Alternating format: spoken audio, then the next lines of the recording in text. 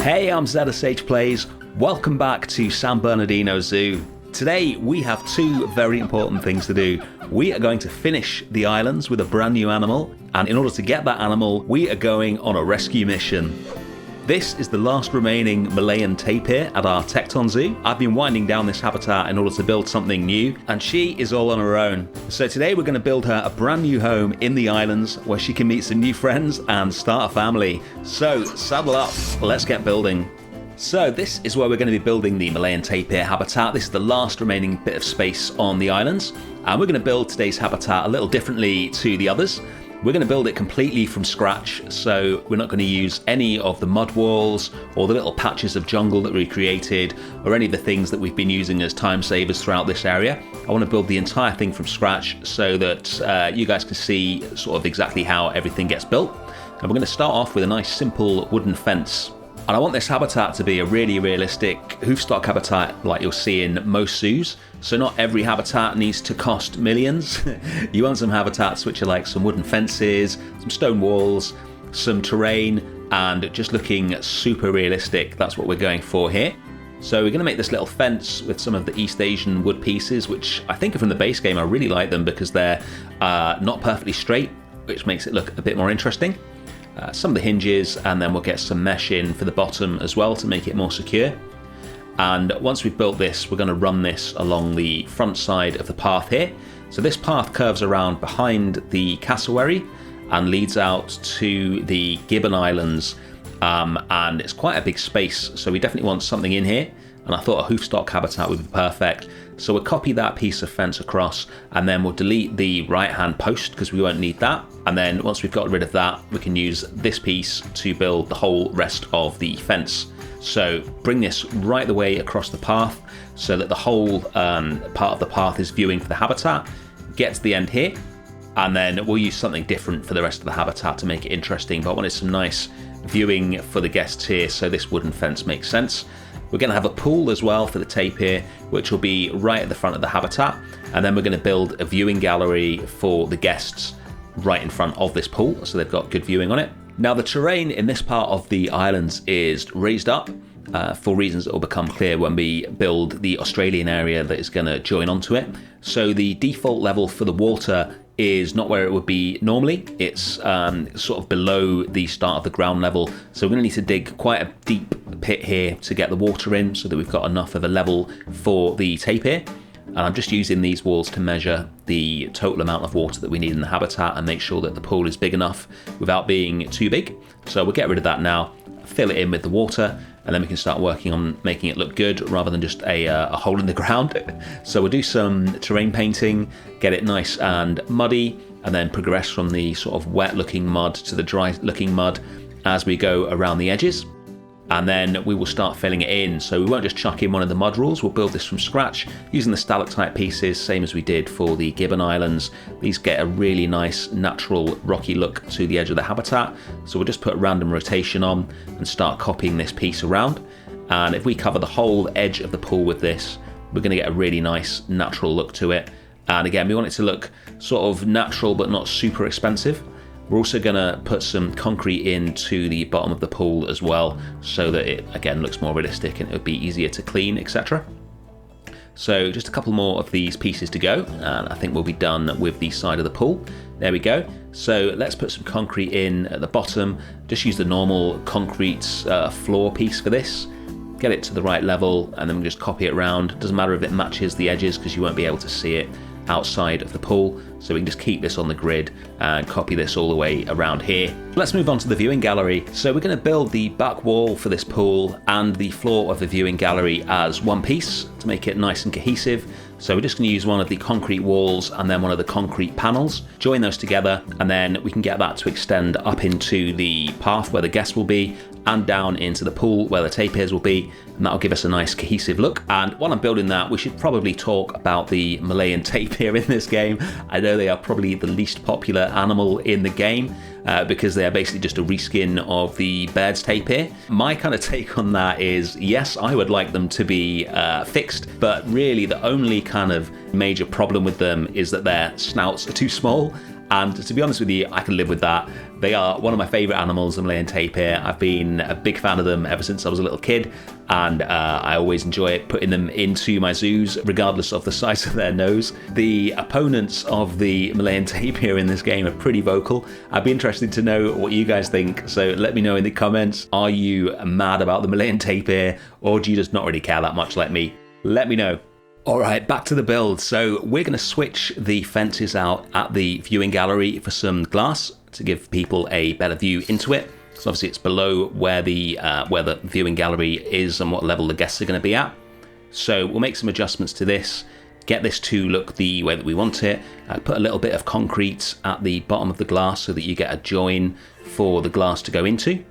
Once we get the right colour, there we go. And then we'll basically just copy this over the remaining bits of fence in front of where the viewing gallery is, and then we'll get a roof on. So we're going to use some of the new tropical pieces for the roof, the Indonesian thatch, which is really nice. And we're just going to do something really simple here. We'll make the angle of the roof exactly match the fence, copy them across, and then we'll get a really seamless looking roof. It's basically just made out of 3 of the same roof pieces, and we'll copy another couple in just to hide the gaps between them. Now I want to make sure that they are the exact right height for our guests, which means it is time for Franchise Masters. So if you ever want to make sure something is the correct height, if you go into the Explore Cam mode using the toggle on the bottom right, then you can actually walk around the zoo and be at the exact height of a guest and make sure that everything feels real and everything feels at the right height. I'm going to use the Indonesian lamppost for the main part of the support and then just recolor it to make the design a bit more subtle, and then we'll drop one of the stone pieces for the base and then copy that around so that we've got the rest of the structure, and then we'll move on to the back wall of the habitat. So I want a stone wall here, so we're going to use one of these Twilight Pack pieces and recolor that to get that sort of Balinese kind of vibe that we've been using throughout this area. And then we will use one of the trellis pieces to extend the height of it. So the tapir needs a fence of 2 meters high or more. We need to make sure that this is going to be tall enough to keep them in the habitat. So we'll probably throw a few more pieces on here as well, just to make sure it's the right height. Again, nothing too crazy, nothing expensive, just a bit of stone or concrete and some sticks. This is starting to look quite cute, but we want some more in here, a bit more height. So we use this piece to provide that. And also I want the sticks that are coming up through it to be a bit more extensive, just so that we can get quite a busy looking fence that doesn't have too many gaps in it. Again, it'll be hidden away sort of at the back of the habitat, so you're not really going to see it very much, but it will be visible in places, so it's important that it looks good. All right, fence done. Let's join everything up. I have had loads of comments recently asking for tutorials or just how to get better at Planet Zoo, basically. So in a few days' time, I'm going to have a new type of video out for you, which I hope you guys will find useful, where basically I'm going to have this entire habitat build in real time in one video, so you can follow along from start to finish and build the entire habitat yourself. And that is the main reason that I haven't used any sort of prefabs in this build. So when you watch that video, you'll be able to see absolutely everything from scratch. And I hope that will be useful for learning how to do various techniques in terms of fences, rocks, and things like that. So look out for that in a few days' time. And speaking of rocks, we're just going to make a little arrangement of some rocks here that we can use to fill in the ditch at the front of the habitat that's going to prevent the tapirs from jumping the fence. And we can also use them throughout the habitat for decoration. Next up, we need to do some terrain painting. So you can see the habitat's basically just grass at the moment. And we want this to look realistic, much more dry and dusty. So we're going to use both types of dirt, some of the coarse sand, and just make sure that we get a really natural look in here. So we'll put some sand running through the middle of it. Any parts of it that are going to be wet or are going to get disturbed a lot, we can use some of the heavier dirt like here and around the edges of their pool. We'll chuck in a few more rocks, and that is the basics of the habitat done. Let's move on to the tapir shelter. So we've got a fairly sizable habitat here, and I want to keep it that way. I don't want the shelter to take up any of the space for the tapir. So we're going to build the shelter behind the wall and then create an opening for them to get in and out, basically. And keeping with the theme of trying to keep this habitat pretty cheap, we will be doing a fairly standard brick build, and then I imagine it would be either painted or treated to get that sort of very dark look rather than your standard orange bricks. We'll put some brick columns in on each of the corners of the shelter to make it look a bit more interesting, but again, this is going to be pretty much hidden. There's going to be loads of foliage in front of this, so you won't really see it, but we still want it to look pretty good. So we'll do a bit of decorating, and once we've got these all done, we'll get onto the roof. So we're going to put a corrugated roof in, really cheap building material, and because it's a flat roof, the guests won't be able to see it. I think I'm going to have to make it a little bit higher as well so that the tapir can get in and out of it with the hitboxes in the game. So we'll raise it up a bit, and then we'll start reconfiguring these walls just so that the tapir can get in and out of the shelter, and it looks nice and natural. Later on, we'll put a few sort of odds and ends, a bit of clutter in here as well, just to make it look more lived in and realistic, and then we'll move the shelter back into place so that it lines up nicely with the wall. Alright, on to the last leg of the build, which is the foliage. So we're going to create a plant palette of all the plants that will look good in the habitat and which the tapir will be happy with or fairly happy with, and then we can start placing them in there. So we're going to start with this palm tree, which looks kind of Californian, but the green bit at the top, I think that's quite specific to some sort of tropical plant rather than what they have in California, if I've got my very limited botanical skills correct. So we're going to cover that up with some reeds, which also gives us a really nice look of a different kind of palm tree. We're going to group that and then place that around the habitat a few times because I think that looks really good. We use the Scaevola bushes as always to cover up some gaps and get them growing into the back wall, which always looks good. Drop a mangrove tree into the pool for some interest. Start covering up the shelter with bamboo so it's less visible, and then we're going to use the custard apple tree to completely cover the back wall of the habitat. Not just this tree, we'll mix in a few others as well, but basically so that from the guest viewing on the path, instead of being able to see way across the rest of the empty map, you're sort of hemmed in and you're basically just looking at the habitat. We'll do that with the staff path as well, and that'll keep focus on the habitat rather than the map behind. And now we're going to have some fun with an enrichment item. So we use sprinklers a lot in this zoo, and normally we cover them with the sort of monkey cage thing that we made. I want to try and do something different with this one. So once we've sunk it into the ground, we're going to recolor it just so it's a bit more of a generic looking sprinkler, and then we're actually going to attach a hose pipe to it for the first time. So we're going to use these little pipes and use these to simulate the hose pipe, so that rather than the sprinkler just sort of sitting in the middle of the habitat on its own like they normally are, we are going to actually have it attached to something. So we're going to have the hose pipe go off into these bushes here, and then we'll put an actual hose pipe on the outside of the habitat, and again recolor that, and then we'll continue this pipe going over the wall of the habitat and then attaching to the hose pipe. So this is kind of ridiculous because you're not going to be able to see this from the path, but I really wanted to just have a hose pipe that actually looks like it was attached to something, so that the sprinkler wasn't just sat on its own magically generating water in the middle of the habitat like it normally is.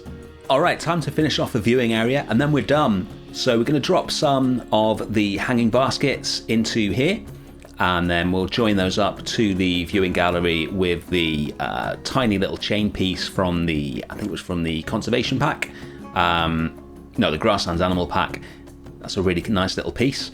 And then we're going to extend the concrete on the floor underneath the viewing area, just so that it covers the whole viewing area, which makes a lot more sense than the way it is now.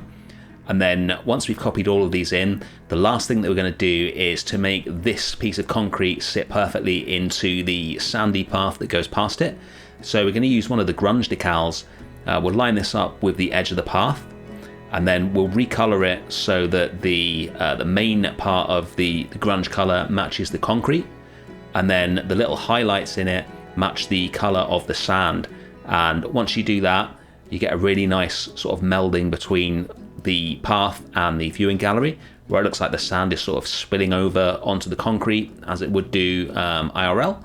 And yeah, it's just a look that I'm really happy with. I think it looks much better than the just having the concrete there on its own. We'll copy this all the way around and make sure that everything is covered and everything is looking clean, and that is the habitat done. This really looks like a hoofstock habitat that you would see in a real zoo. Really happy with how that's turned out. Let's get our tapir in. There she is, in a new home, no longer all lonesome in Tekton Zoo. We're going to get a male in as well to keep her company. and we should have some baby tapir pretty soon. I think it's a simple but really effective habitat. Very natural looking, no huge amounts of money spent on it, kind of dusty, but also pretty good for the tapir. Let's check out where we started today. And this is where we are now. We are so close to having the islands finished. We've just got a few touch-ups to do, which I'm going to do, and then next week we're going to take a tour of the full area. Thanks for watching as always. See you soon.